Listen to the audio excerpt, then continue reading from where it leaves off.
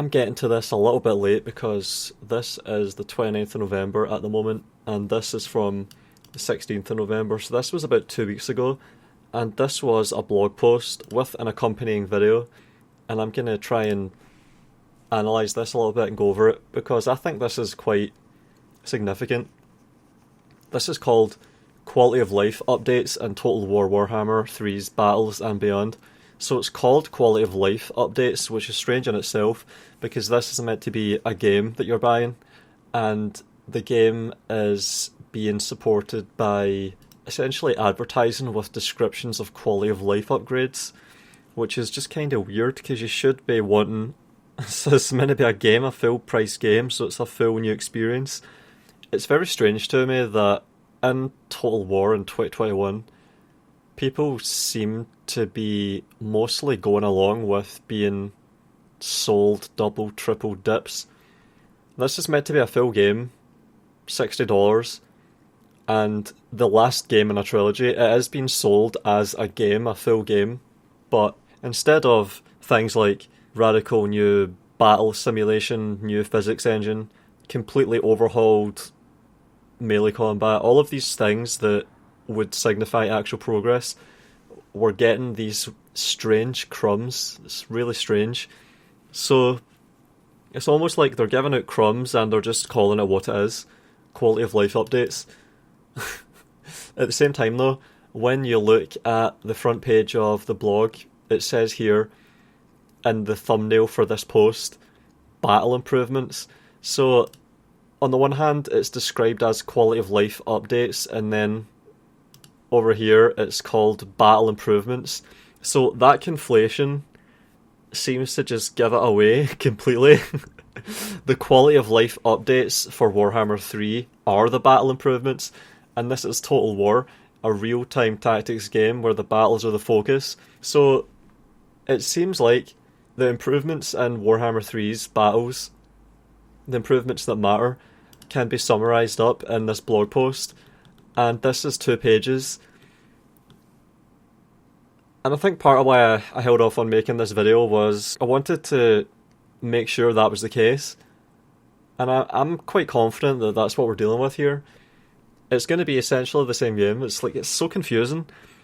It's a bit of a dizzying situation to be in, because on the one hand, no, surely we're not just being resold the same game again with tiny changes, but on the other hand, that's what all the evidence seems to indicate to me. We're only 3 months away, and we're getting this drip feeding. And of course, Warhammer 2 was already just Warhammer 1 being resold again as a DLC pipeline, because that's all these games are, really, just DLC pipelines.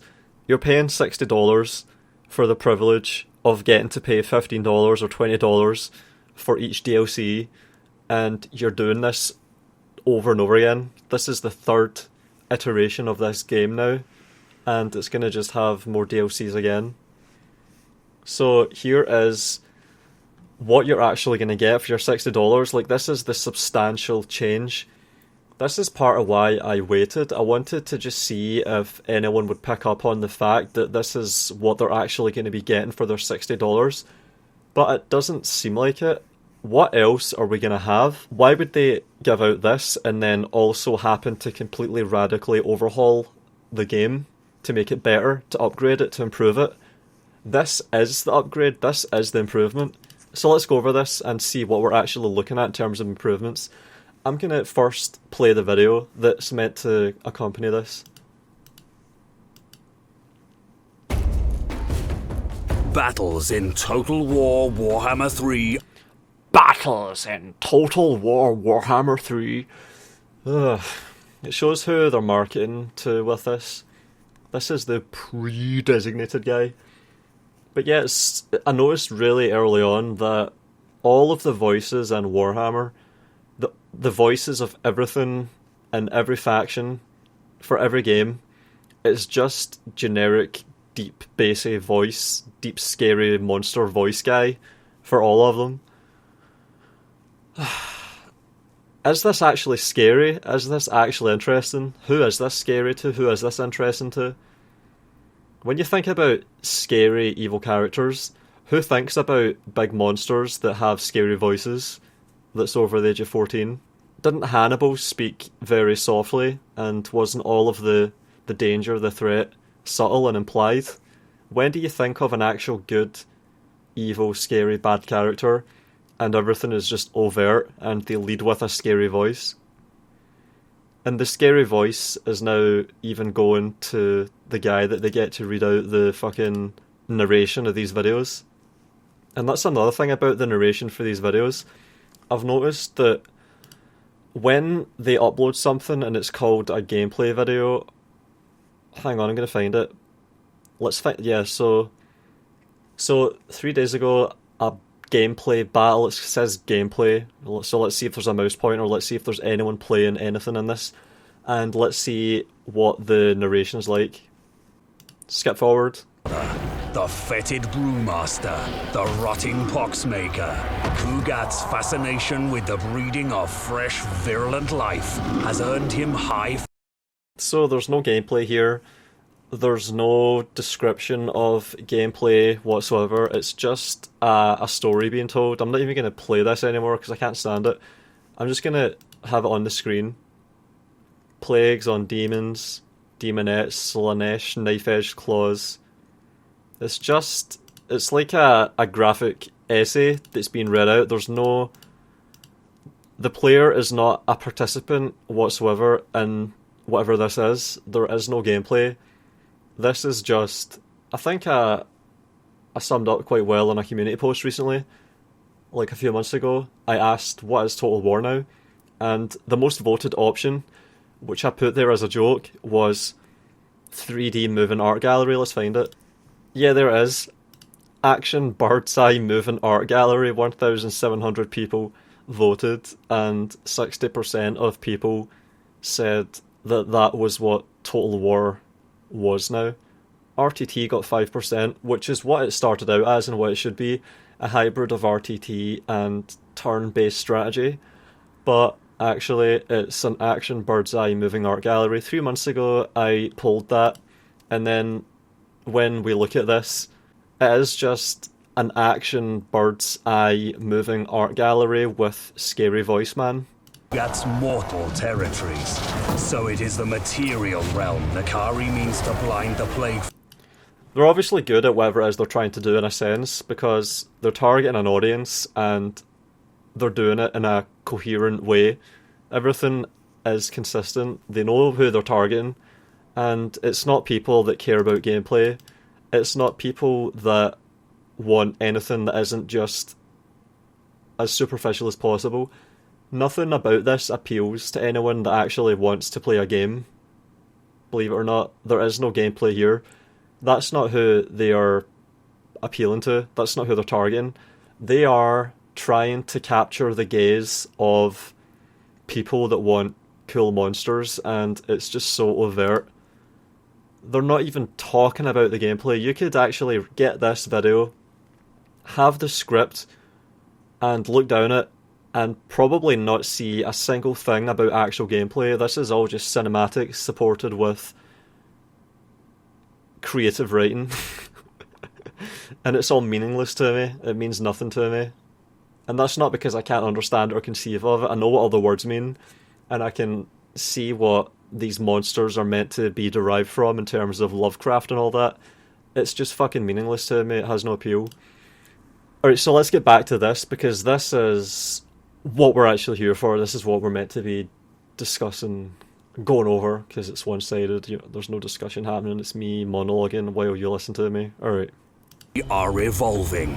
We have added new features, improvements, and quality of life changes that will help you defeat or unleash your demons. Using all of your units to the fullest of their potential will be the key to victory. Sounds good so far. You saw battle improvements, and you have this here, using all your units to the fullest of their potential will be the key to victory. If only, I hope that's the case. And the title is actually new battle features, so we're once again going towards this, battle improvements, but the post here is quality of life updates. So there's a dissonance going on. It's like they're trying to do two things at once. They're struggling, and I know what the struggle is, obviously. they're not actually overhauling Warhammer 2 with Warhammer 3. They're just tweaking it very slightly. And if they admit that it's the same game, it's going to be an absolute PR nightmare. If it's, fucking lampshaded, if the spotlight is drawn to that fact that the same game is being resold for a third time as essentially fundamentally a DLC pipeline, then that'll be a disaster. All the hype depends on people believing they're buying an actual game, so we can't have that. So the way they deal with that is to present it, on the one hand, as what it actually is, some quality of life updates that tweak how the game plays very slightly, and on the other hand, they have to call it battle improvements, so they've managed to just mesh the two things together. I don't like it. I can recognise it and I can see through it, but I don't like it. It doesn't seem honest. It seems like you're pissing on me and trying to tell me that it's raining. You're trying to make out this is more than what it actually is. Victory. The sky's no longer the limit for flying units. Now every flying unit can be toggled to grounded or flying. Opening. That's kind of strange, because you can't dismount cavalry either in Warhammer 2. That's another thing that you can't do. You can't tell these units that fly, kind of fly. It's like they have a...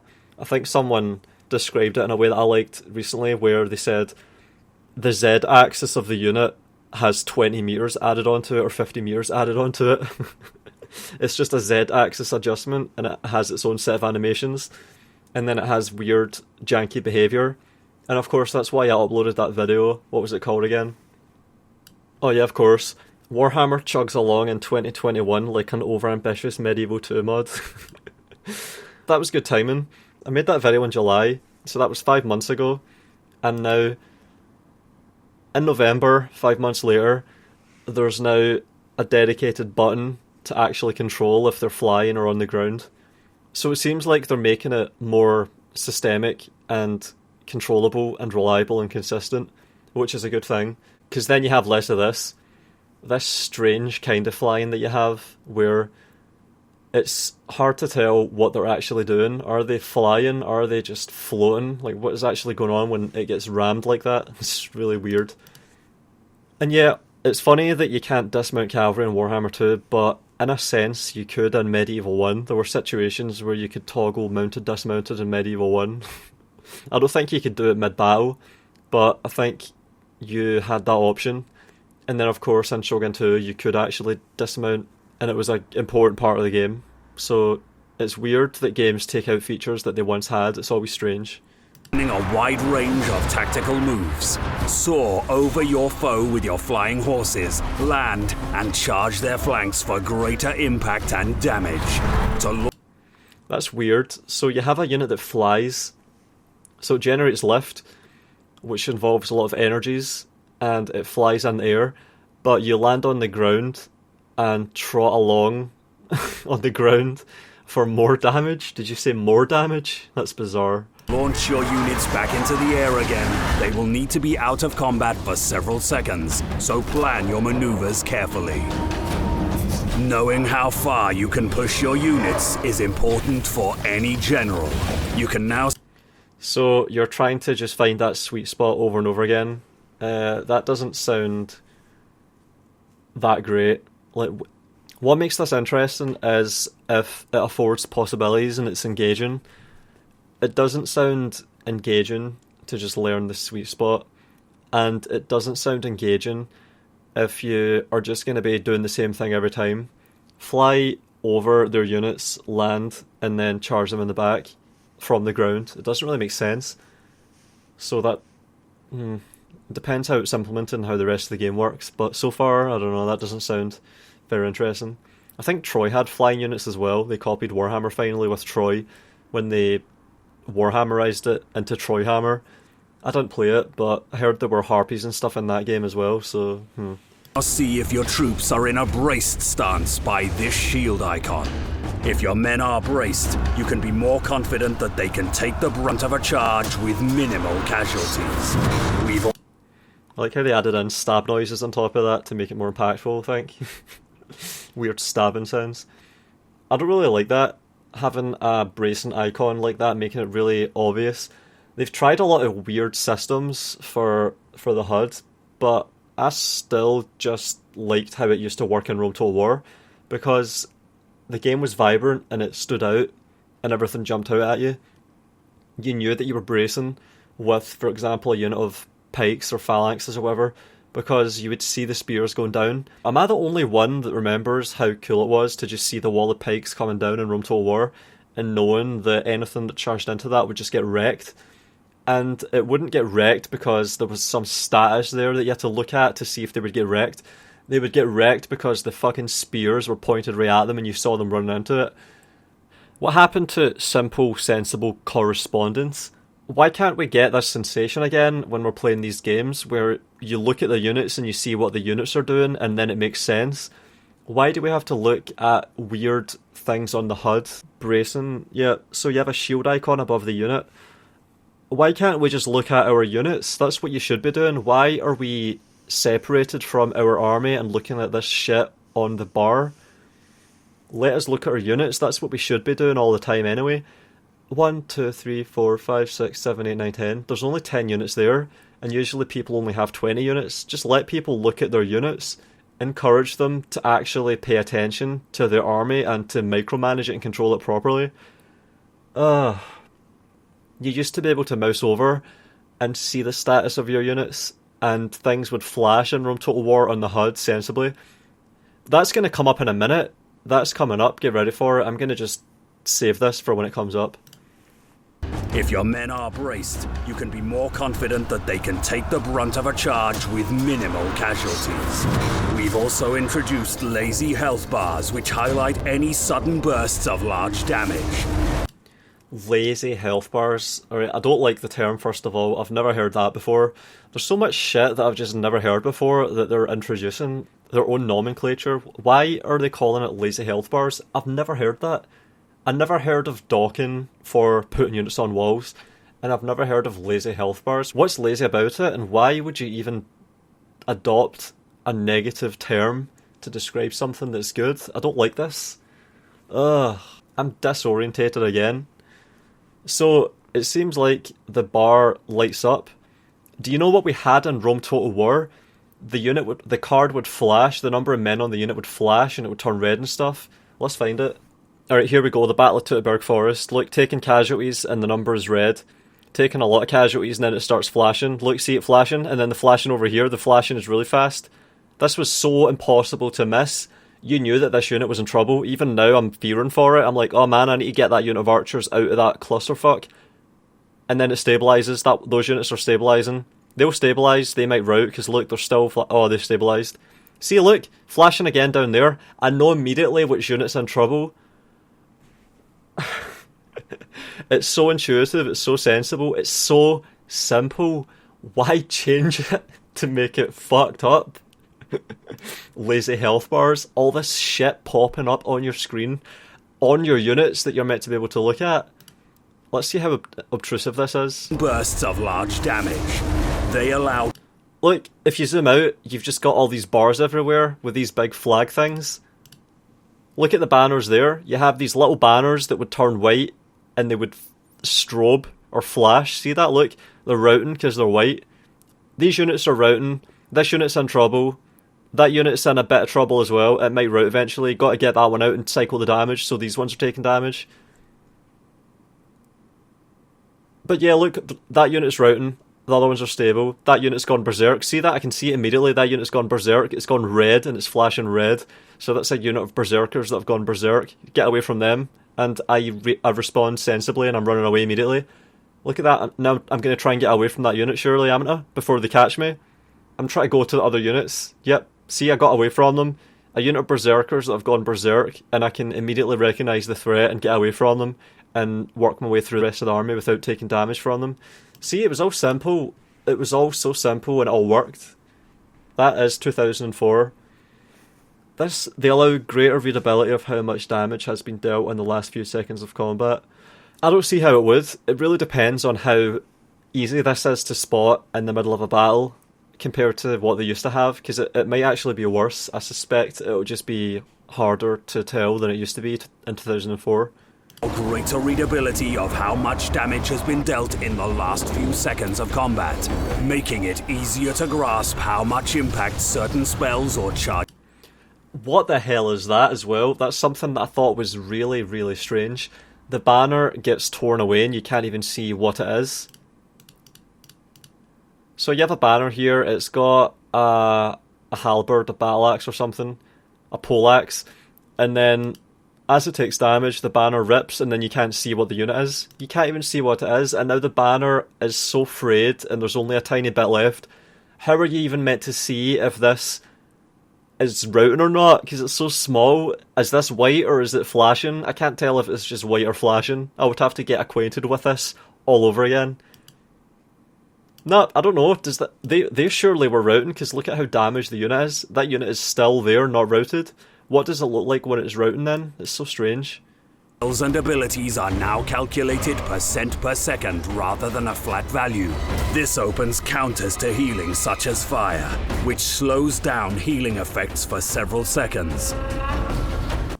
That sounds like a tabletop kind of rock, paper, scissors thing to begin with, and I don't know why it wouldn't be percentage based as opposed to flat numbers. That's kind of weird if it was like that.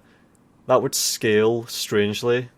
So yeah, I don't know. This is the problem with single entities and trying to have them alongside regular units. It has strange consequences, and the systems all have to work around it in a way that makes sense. For example, if you have 1,000 damage that gets applied to every entity, everything there dies. That isn't a massive thing that has like 10,000 hit points. But if you heal 10 per second per man, then it takes a few seconds for a unit of 240 men to get fully healed, but a giant monster will have nothing happen. And this is why I just have an aversion to these games, because you have all this weird, gamey, silly shit that happens. This is what emerges from a system that has massive health bars every single time, and then you have the opposite, where you have Achilles that gets attritioned down by death by 10,000 cuts, where he just stands in the middle of a blob of guys with spears poking him, and they don't even have to aim at his heel. They'll just stab him in the eye 10,000 times and eventually dies. It's just so weird. So this all just means nothing to me. The fact that they've supposedly improved this makes me wonder how the fuck it was before and how fucked it was. For several seconds. Oh well. Also, yeah, the tabletop counter rock paper scissors thing. That's what the burning sounds like, where you counter healing with burning. That sounds like it's like an RPG thing. Seconds. A well-placed spell can be the turning point of any battle. We have added a new slow-motion casting option for spells and abilities to ensure better placement for maximum effectiveness. Ticking this box means that as soon as you select a spell or ability to cast, the game will automatically enter half play speed. Once you're... Yeah, this is such a single-player feature. I have had games that have been like this. Obviously, you have Red Dead Redemption with Deadeye, I think it's called. Then you have Hitman with a similar slow motion thing. What else? It's like bullet time dilation. I would just never use this out of principle. I already never pause. This is not a feature that I'd be interested in. This feels like cheating. It doesn't really take much time. Like, see what you want, and this is something we'll get to.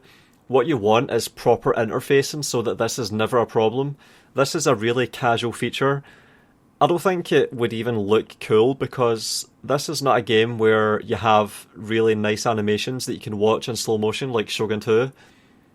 See the infantry combat in this game, it doesn't look good. It's just like Three Kingdoms, where there's a lot of guys just stabbing the air. Troy might be the worst for that, but Warhammer's pretty bad for that as well. So I don't know, is this really a game that you want to be watching at half speed or a quarter speed? I don't know. Your spell is cast, you'll return to normal speed. It's important to know. Also, that seems exploitable as fuck.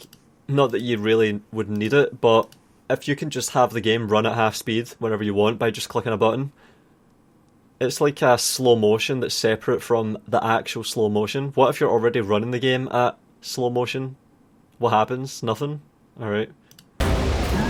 It's important to know what all your units are doing, and in the heat of a tense battle, it's easy to forget or overlook units. We have now added an idle unit hotkey that can quickly locate any unit not in combat or following a movement order. This is a really weird path to go down. This reminds me of Age of Empires 2 with idle villagers. In that game it kind of makes sense because you'll have like 75 villagers and you'll sometimes have ore deposits run out, like gold, so you want to immediately go there and you can just press that button and you found them and then you can just box drag and put them on a new place to get gold. But in a game like this, you only have like 20 units. You should be knowing what they're all doing at all times, and if you don't, I don't know if you really want to be crutching yourself with a button that just goes between all of the units that are not running or in combat. So is that what units do now? They're just always either running or in combat? Is that where Total War is? Do we not have units that hold ground, that are serving map control purposes, preventing flanks? Is it really so bad now that units are standing still, waiting? Is there no waiting anymore, or are we just rushing into a meat grinder in the middle? This seems like a bit of a bad feature. Are we going to just have backslash gamers now, where people no longer select units, they just click backslash and then click somewhere, click backslash, click somewhere, and just do that for 20 units over and over again? This seems like a weird feature. Maybe it's useful, and in that sense, it's a good thing, but is this going to change how people play Total War and turn them into really lazy gamers that just press backslash and then click the unit and then send it? Does it select the unit automatically? By default, pressing backslash will cycle through every unit that it does. So you click backslash and then you click on the enemy, or you click somewhere to run, and you just keep doing that until all your units are always active, and that's how people find their units. I don't know, I think you want to have a general idea what you're doing that's coherent and plan it out. Surely there's going to be foresight in a real-time tactics game. You're going to have a plan as soon as you start. You shouldn't be forgetting your units, and if you are, I don't think you want a crutch to deal with that. You want to get better and have a better approach to the fight. Seems, I don't know. This might be one of those things that just never gets used by anyone, and it's just here as a filler in the video, but it kind of just hits me the wrong way. I don't have a good feeling about it. Is not engaged in battle, and control backslash will select all units not engaged. We have added a few features that improve readability on the battlefield. We have now got improved foliage culling distance, which allows better visibility in heavily forested areas and maps. New occlusion outlines highlight units that are behind objects with a colored outline, making it easier to see units that are partially out of sight, especially in tight streets or dense forests. Using these new mechanics will ensure your dominance on the battlefield. Keep your eyes open for tactical advantages and make sure... Don't you mean tactical strategies? ...you learn and make full use of every unit in your army. For more changes to battles, check out the Total War blog.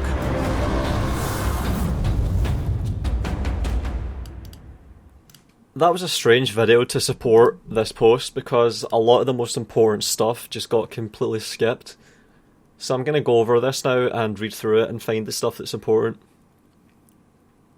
This here, special abilities now have their own hotkeys. So this is a really bad situation with Total War. This is one of the things that really put me off Three Kingdoms. If you wanted to be effective in that game, you had to use cavalry. Cavalry was most potent when it was charging in wedge, but in Three Kingdoms there was no hotkey for wedge. It was terrible. It meant that every time you wanted to charge, you had to click a button on your HUD down here.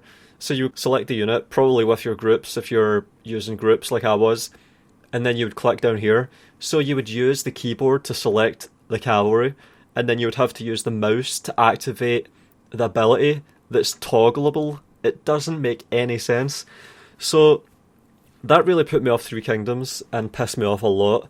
And then Troy comes along and I was a bit reassured because it had customizable hotkeys, but when you rebound it, it was broken. Some of the functionality didn't move over to the rebind. So the hotkeys for these games have just been fucked for ages, and I've been complaining about it the whole time. And to make it even worse, with Rome Remastered, you had locked keybinds. I couldn't customize my controls. Left-handed people are just fucked over. You've got to sit on WASD and just use the default keybinds, otherwise you can't have a sensible keyboard layout. And I think it's like that to this day. People told me that they fixed it in patches, but I launched Rome Remastered like 2 months ago and checked out of curiosity, it's still fucked. So to see this here, special abilities now have their own hotkeys. If this means the equivalent of you can actually access abilities that are fired off or behaviours that are enabled and disabled using the keyboard instead of the mouse and having to find buttons, then that's a really good thing. That means that once again, players that want to be effective are no longer being obstructed by bad interfacing, which is the direction Total War's been going in. And coincidentally, part of that direction is that they just have abandoned the multiplayer, of course. Shogun 2 had a full mappable, rebindable system where you could put everything on the keyboard and you could just have everything bound and you could customize it. And that's the thing, see these games, real-time tactics games on PC, playing games on the PC is so ergonomic in particular. It's really subjective. People have different sizes of hands, different grips of their mouse, all this stuff. You need to let people set their own keys and map things how they want. If you don't do that, you are just spitting on all the players that want to actually be good. All the people that care about being effective at playing the game are just being abandoned when a game developer doesn't allow people to map and bind their own keys.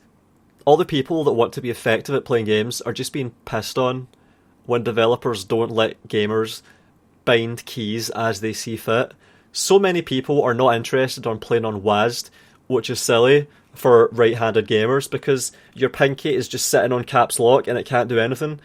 So many people have moved over to ESDF or TFGH and their pinky can access like 7 or 8 keys and they're way better gamers.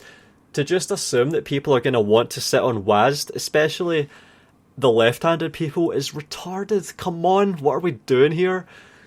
How have they done this for so long? So to see this here, on the one hand, it's like, oh, thank God, finally. I at least have been complaining about it for long enough. On the other hand, what took you so long? What a joke. Alright, and then guard mode, skirmish mode, fire at will have hotkeys. The latter two use a new other unit behaviour slot hotkey. So I would have to think about this to figure out what this actually means. But this could be a good thing, because when you have the ability to map different contexts to the same key in sensible ways, that can help even more with gamers that want to be efficient with their interfacing. So if you have these functions overlapping with other functions in different contexts, that lets people interface more efficiently and effectively if it's done in a way that's sensible and with safe assumptions made. So this could be good. Like, they could actually have an actual gamer advising them on how to have their control set up this time around, which is a good thing because it means that people serious about this game are no longer going to be disgusted into not playing it. There's nothing more off-putting for a gamer like me than to play a game and just realise that it's not meant for you at all. They don't care about you whatsoever. They don't understand you at all. What you intend to do with a game is just not possible, because guess what? They don't even give a shit about you being able to press the right buttons properly. So to see this stuff is good. Hopefully they follow through on this, and this is as good as it could be. Up next, 3 Kingdoms formation support allows you to drag a selection of units into a simple formation with a single motion, placing melee units ahead of ranged units. Alright, I've got a big problem with this. There's this weird assumption that's made with casual, I don't know if you would even call it casual gamers or casual historians or what, but having melee units in front of ranged units by default at all times is completely boneheaded. First of all, guns, and it's so easy to make a Warhammer guns joke here when I see this.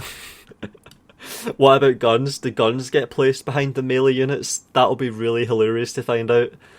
Imagine if melee units get placed in front of guns, but the guns can still shoot. That would be Warhammer in a nutshell right here. But yeah, come on. Why the fuck would you have melee units in front of ranged units? Ranged units have range.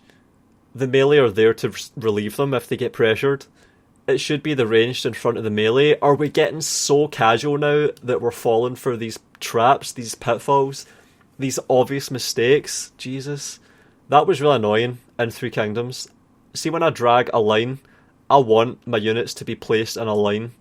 I didn't like this in Three Kingdoms, and this is bad for Warhammer. Can I turn that off? I'm not going to play this game, but I'm just asking on behalf of everyone else, can they turn this shit off? When using the set formation feature, it now generates much more usable formations for quickly sorting your army. In standard campaign field battles, an army's formation at the end of the deployment phase will be snapshotted and used as the default in that army's next battle. That is actually really interesting. Can you imagine if the good Total Wars took advantage of this? Like if you had a fixed kind of army in Rome Total War or Shogun 2 or Medieval 2, an army that just never really changes. How will this work? See, if you have a unit missing from the formation, will there be a gap? How will this work? I'm really curious, actually. Reading this is making me curious about how some of these things are going to work. Healing is now applied as a percentage, yeah, we know that. See how all the interesting stuff has been omitted? Like, these are the interesting things to me, but in this video, they went over the most boring shit that I don't care about.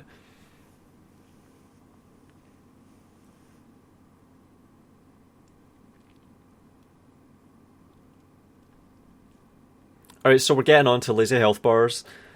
Health bars, introduction of lazy health bars. These react to incoming damage by highlighting the new value and draining to it over time, helping highlight sudden large bursts of damage. This does not change how the damage is actually applied. No, of course, no shit. Unit health bars in the battle space now have text denoting the 75, 50, 25% health thresholds. Oh my god. I don't like this either. These magic numbers, like, what's the significance of 75, 50, 25? It's so arbitrary. Ugh. It seems so gamey. It's a really casual way of thinking about units. Like they're just bars that get taken down. You're just attritioning away bars. I don't like it. I don't like the attitude that this has, the connotations to this at all. Making it easier to eyeball when a unit is about to activate health-dependent abilities. Really? What the fuck? Particularly useful with the wounds ability now shared by all single entities. Ugh. Thresholds. Thresholds being passed. Bars being attritioned away. We're getting actually close to Total War just becoming bars that rub against each other and go down. That's the joke. See, when I started uploading my critique videos, people would joke, soon Total War is just going to turn into health bars that just move towards each other, make contact, and then bleed away. They just rubbing health bars. Stats and unit panels. You can now see the entity mass stat. Don't care about this. More readable list. Oh man. I really don't like looking at the stats in these modern Total War games and just seeing all of these fucking numbers that are just meaningless. There's so many numbers now and they're all just meaningless crap that don't affect decision making, that don't inform any action. They're just fucking bullshit numbers. Sub-factions, don't give a fuck about that. Custom battle maps, don't give a fuck about this. Don't care about any of this. Yep, so that's it. That seems like all of the improvements that you're getting that are substantial on 2 pages, and that's it. Some of these things sound interesting, some of them sound nice. Most of them I don't care about. And if I was someone that actually cared about Warhammer 3, I would be really curious about the significance of this list, how exhaustive it is in terms of encompassing the actual upgrades to the battles in this game that's coming up, and whether I should be really disappointed, because is this as good as it gets? Is this all of the systemic change that's coming with this triple dip? this $60 DLC pipeline. It might be. It really might be. And yeah, sorry this video came so late, 2 weeks late. I would have went over this, but there was just something about this that I had to think about for a while. Not much has been going on around Total War recently, so I've just been having fun playing Men of War. That's a game where an anti-tank rifle can fire into the top of a tank, and because the armour is defined as being thin there, it'll penetrate and damage components, like the gun breech. And because the gun breech is damaged, if it fires, it can cause further damage, and that can cause the engine to be damaged, and then that can start a fire inside the cabin, and then the crew can bail out while trying to douse the flames, and then the engine can actually explode, damaging nearby tanks. All that because a man with an AT rifle fired at it from the only direction where it could get through the armour, in a way that almost never happens because the game is systemic. The game is so systemic that the tanks themselves have systems. It's fascinating. And that reminds me of a clip from recently at the end of one of my games on Men of War on my second channel. I'm going to just put this here in the aftermath of all that crap about Warhammer 3 Sieges, and that will see the video out perfectly, I think. Until next time. Fuck's it, I haven't looked at here properly. Tons of fucking dead tanks Look at that. down this pathway. Tiger 2 as well. Tiger, a panther, flame tank. Wow. Look at these trenches off Voodoo, holy shit, those are some good trenches. Fucking hell, they just go right into a wall of death. Breads and trenches. You've got trenches on trenches. I got my officer up here just chilling too. It's great. Yeah, I got layers going. Look at this trench here, look at it, it just defied the terrain, just sliced itself right into the top at an angle. I love it. Like this one as well. When cut right through it. Like a canal. This is why it's so important that games let you do exactly what the fuck you want. Fucking hell. You know what would make this game so much better? Is if you had like pre-prepared places by the developer where you could put trenches. Yeah, you mouse over and it goes green. Yeah. Yeah. Oh man. Get cover bonus for sitting inside of it. Yeah. Not Plus that. 25% resistance to bullets. Oh yeah. Yeah. So sick of shit games, my god.